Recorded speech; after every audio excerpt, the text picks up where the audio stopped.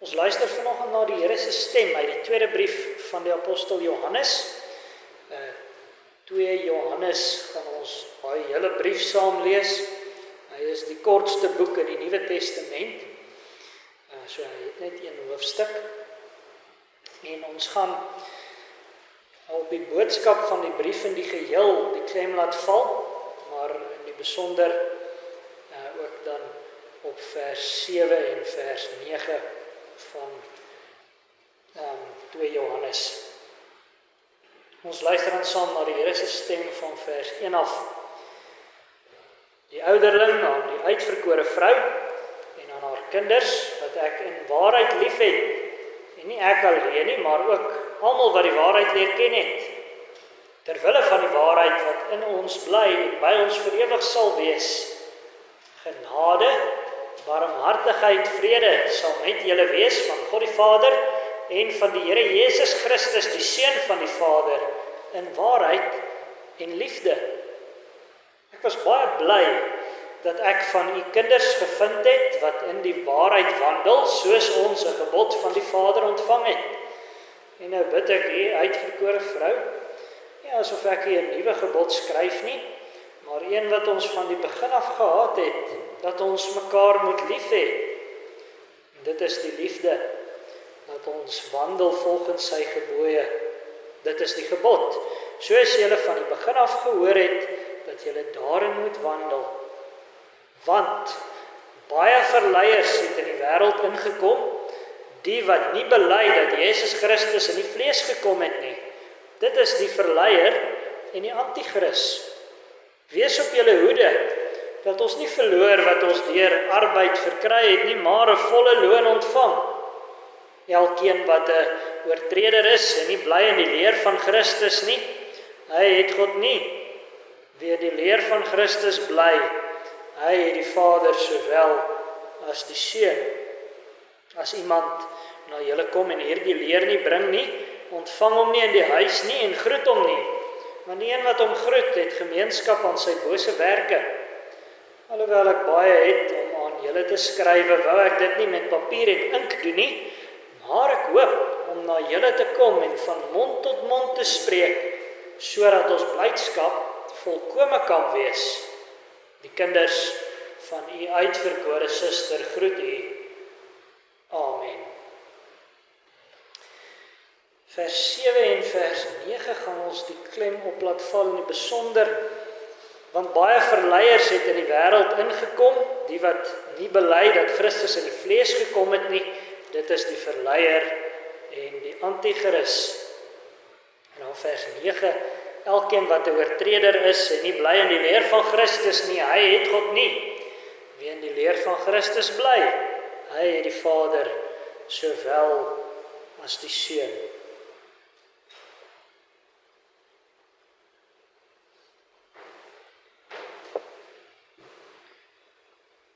Geliefde gemeente van ons Here Jesus Christus, die liefde wat ons as lede van Christus vir mekaar het, werk dwaalleer teen. Dit beskerm die gemeente teen 'n algehele afvalligheid van die waarheid. So leer die Here ons in ons skrifgedeelte.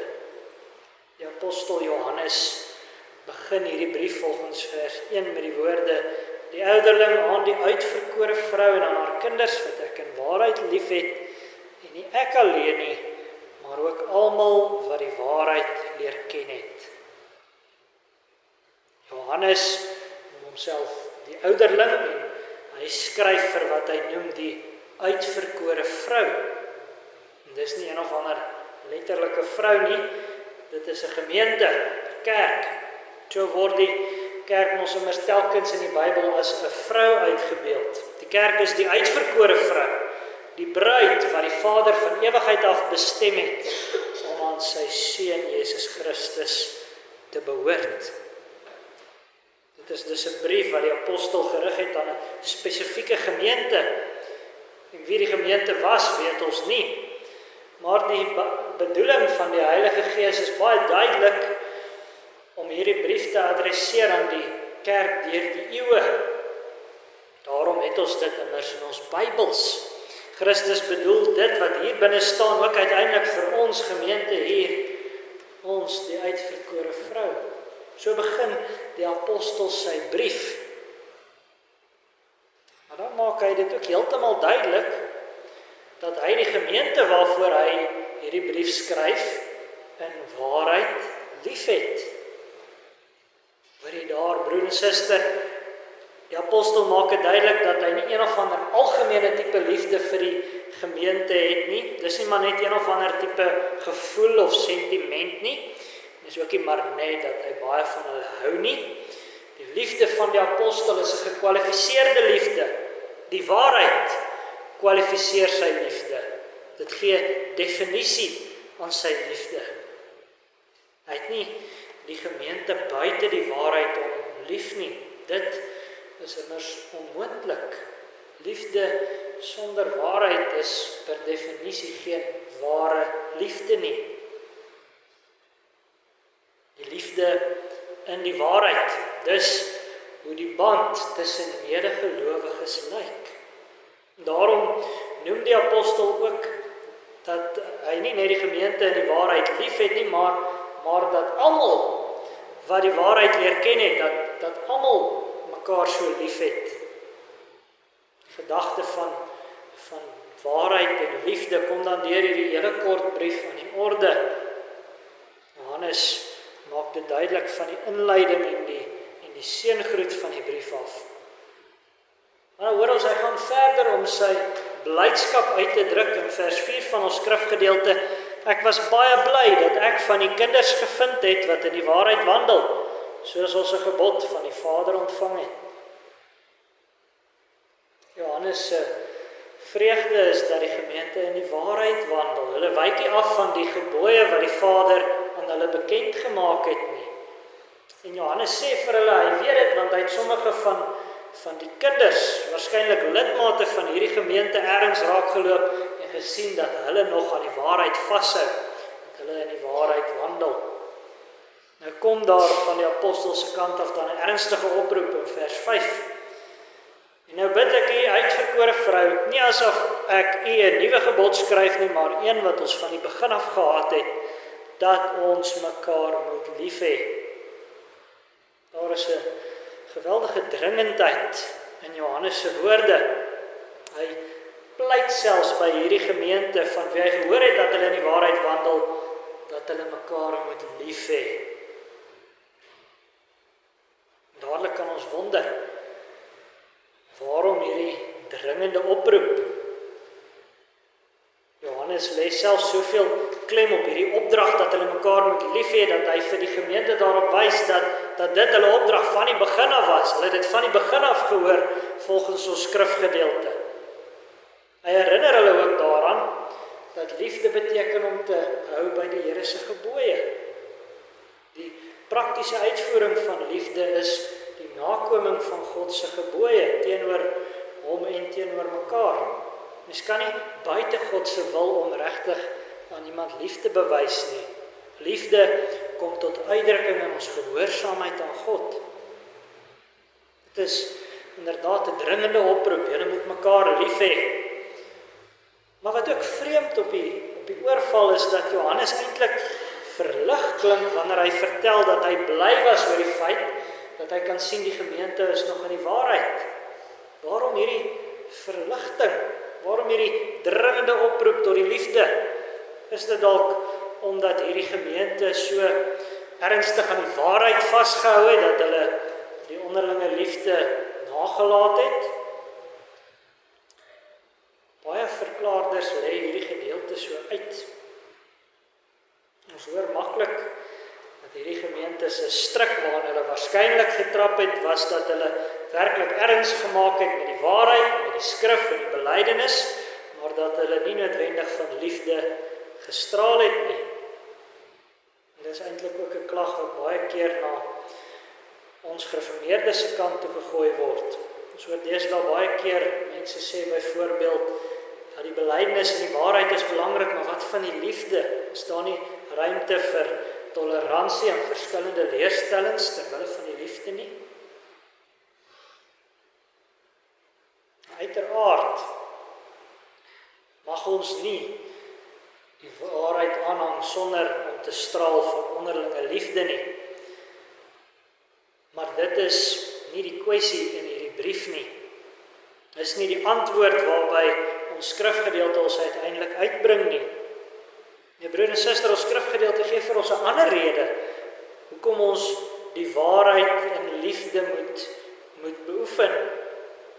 Dit hou aan ons 'n ander manier van dink oor die verband tussen waarheid en liefde. En dit kom duidelik na vore wanneer ons hoor van die bedreiging vir die uitverkore vrou.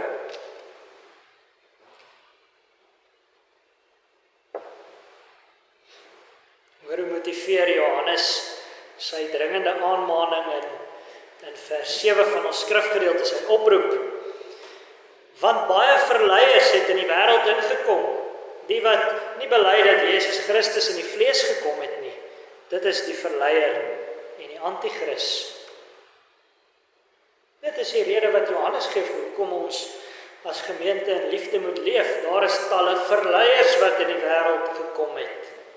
Daar was in daardie tyd ook, waarin Johannes geskryf het, duidelik heel wat dwaalleraars wat gedreig het om die gemeente te verlei. En nou hoor ons, hierdie dwaalleraars het nie bely dat Jesus werklik vlees geword het nie, dat hy werklik mens geword het nie.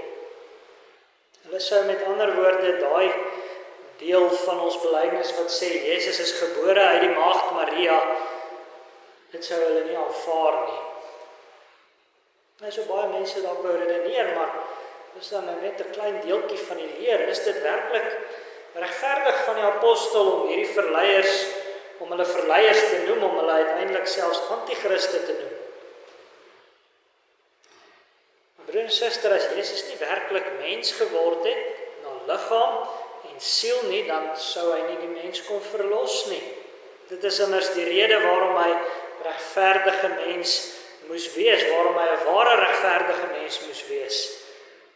Dit is die mens wat teen God gesondig het, dit is die mens wat voor God skuldig staan vanweë die sonde, en daarom moes die sondeskuld betaal word deur 'n mens, 'n ware mens. Dit is dus nie een of ander nietige onbenulligheid nie. Dit is lewensbelangrik vir die inhoud van die evangelie. In die tyd waarin hierdie brief geskryf is, was daar dwaalleraars wat geleer het dat dit eintlik die materiële werklikheid is boos. Die mens se gees is inherënt goed, maar materie is boos. En daarom het hulle uit die Griekse filosofie probeer redeneer dat Jesus nie 'n menslike liggaam sou kon aanneem nie, want die materie is dan nou boos. Die stoffelike werklikheid is die oorsprong van die kwaad. Vandag kry ons natuurlik heelwat dwaalleer oor die twee nature van Christus. Ons weet ons bely Christus is een persoon, twee nature, ware God en ware mens. Nou kry ons vandag mense wat leer dat hy eintlik net 'n gewone mens was. Maar ons kry ook vandag heelwat mense wat nog steeds leer wat destyds in die vroeë kerk geleer is, naamlik dat Christus nie 'n saak het met die liggaam nie, of dat hy nie by magte is om ons liggame, soos wat ons hier sit, ons liggame ook vir die ewigheid te verlos nie.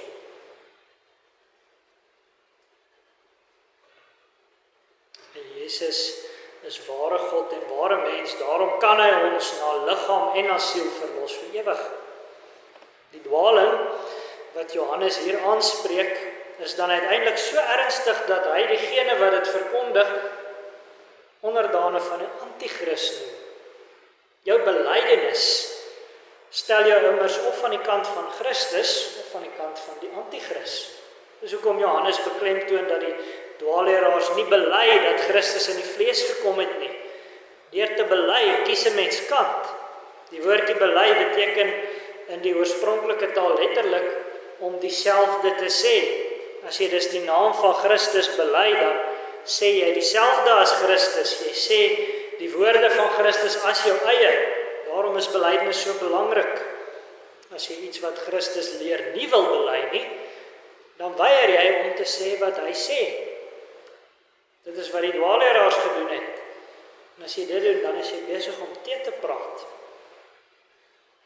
Hulle het met hulle argumente gedreig om die gemeente te mislei. Dis die rede vir Johannes se dringende oproep tot die liefde. Dwaalleer dreig om die gemeente uitmekaar te skeer. As ons mooi hieroor dink, dan sou mens dalk eintlik verwag het, die probleem is dwaalleer, so maak seker julle ken die waarheid. So is baie opvallend dat Johannes so 'n punt maak van die liefde. Maar dit maak dit vir ons duidelik, die liefde moet dus nie daar wees om die waarheid op een of ander manier te ondermyn of af te water nie, allermins. Die liefde moet daar wees ter wille van ons gesamentlike volharding in die waarheid. Dis uiteindelik die boodskap van hierdie brief, ook vir hierdie gemeente. Ons kan immers mos nou dink, as daar geen onderlinge liefde is nie, gaan lidmate makliker van die gemeente af wegraak. As daar nie daadwerklike liefde in 'n gemeente is nie, dan word die swakkeres baie makliker deur valse leer mislei. Ons moet mekaar dus in die waarheid vashou deur die onderlinge liefde bitter ernstig te beoefen. As dit nie gebeur nie, sal enige gemeente uitrafel. Dit is ook waarteen Christus uiteindelik onder andere die gemeente van Efese waarsku in Openbaring 2. Maar ek het teen jou dat jy jou eerste liefde verlaat het. Onthou dan waarvandaan jy uitgeval het en bekeer jou en doen die eerste werke. Anders kom ek gou na jou toe en sal jou kandelaar van sy plek verwyder as jy jou nie bekeer nie. Waarom moet ons elkeen ons afvra, hoe lyk ons onderlinge liefde in hierdie gemeente? Hoe lyk die liefde wat jy persoonlik aan jou medegelowiges bewys? Gee ons werklik om vir mekaar se ewige saligheid? Is ons besorg oor mekaar se tydelike en ewige welstand? Indien wel, sal ons ook groei in ons liefde vir mekaar. Dit is immers hoe die band lyk wat die Heilige Gees tussen gelowiges smee. Dis 'n band wat gesmee is in Christus ons hoof, hy en wie die Here sy waarheid en liefde handhaaf. In Christus sien ons hoe die Here se liefde en waarheid in volkome harmonie by mekaar kom. Die waarheid sien ons duidelik in die verskrikking van die kruis. Ons sien dit in die verskriklike oordeel van God wat Jesus ondergaan het. En daardie lyding het die waarheid gegeld en is die waarheid verkondig. Waar is verkondig? Dis waartoe jou sonde gelei het. Dis hoe die ware vergelding vir sonde lyk. Dis wat jy vir jou sonde verdien. Dit moet jy besef wanneer jy dink aan Jesus se kruis. God se geweldige oordeel oor jou sonde is daar as die waarheid ontbloot. Dis wat ons verdien. Maar daarin leer ken ons ook God se wonderbare liefde. Hy het ons sonde nie ongestraf laat bly nie, ter wille van die waarheid, maar hy het uit sy liefde vir ons die sonde aan sy eie seun gestraf. Hy het die offer voorsien. Christus hom in ons plek vir ons geoffer het en hy het die offer ook aangeneem. Ons vir Christus uit die dood uit opgewek sodat ons vir ewig mag leef. Dit is waarheid en liefde. Christus wat in God se troue liefde aan ons geskenk is. As ons nou maar dink, broer en suster, die evangelie is God wat getrou is aan sy ewige verbondsliefde. Dis die blye boodskap. Hy het sy liefde deur die eeue beloof vir die kerk en deur sy beloftes in Christus te vervul het hy die waarheid gehandhaaf. Liefde en waarheid lê aan die hart van die evangelie, aan die hart van God se verbond met ons. Daarom hoor ons in die Ou Testament telkens verse soos Psalm 117 wat ons gesing het. want sy goedertierenheid is geweldig oor ons, en die trou van die Here is tot in ewigheid. Goedertierenheid en trou, liefde en waarheid, klink soos 'n refrein deur die hele Bybel. Dit is wie die Here is. En daarom, waar hy werk met sy volk, met sy kerk, kom sy goedertierenheid en trou, sy liefde en sy waarheid tot uitdrukking. Soos die Gees in ons werk, laat hy die liefde in ons groei, sodat ons mekaar uiteindelik in die waarheid van Christus vashou. In 'n gemeente wat aan Jesus gehoorsaam is, kom die waarheid en liefde in harmonie by mekaar. So dit lyk as die Gees van God in 'n gemeente werk. God se waarheid maak ons vry en sy liefde maak ons vol. Waarom is dit so belangrik dat ons die waarheid wel in onderlinge liefde beoefen? En daarom geld die waarskuwing van vers 8 ook uiteindelik. Wees op julle hoede, dat ons nie verloor wat ons deur arbeid verkry het nie, maar 'n volle loon ontvang. Die opdrag in hierdie vers kan eintlik vertaal word met: kyk uit, pas op, dat julle nie 'n navolging van die dwaalleraars die werk wat alles nou al in die gemeente ingegaan het, ongedaan maak nie. Dit is immers wat gebeur as gemeentes dwalings begin toelaat. Dit is wat gebeur as kerke nie erns maak met die liefde nie. Hulle gee dit wat hulle reeds bereik het prys. Dis Johannes se waarskuwing. Maar dan gee hy uiteindelik ook die toetssteen vir die uitverkore vrou. Die apostel gee vir die gemeente 'n toetssteen, 'n manier om te toets, om te kan sien of iemand werklik vir Jesus verkondig of nie. Ons hoor daarvan in vers 9 van ons skrifgedeelte: elkeen wat 'n oortreder is en nie bly in die leer van Christus nie, hy het God nie. Wie in die leer van Christus bly, hy het die Vader sowel as die Seun.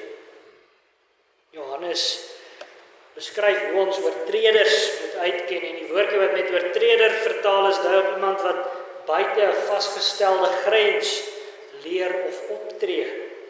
Daardie vasgestelde grens is die leer van Christus, dis die onderwysing van Christus. Beteken dit gaan oor wie Jesus self gesê het hy is. Hy het immers gesê dat hy die vleesgeworde seun van God is. En hy het ook gesê dat die Ou Testament sy vervulling in hom vind. Jesus het immers vir die Emmausgangers gesê volgens Lukas 24, dit is die woorde wat ek met julle gespreek het toe ek nog by julle was, dat alles wat oor my geskrywe is in die wet van Moses en die profete en die psalms vervul moet word. Toe open hy hulle verstand om die skrifte te verstaan.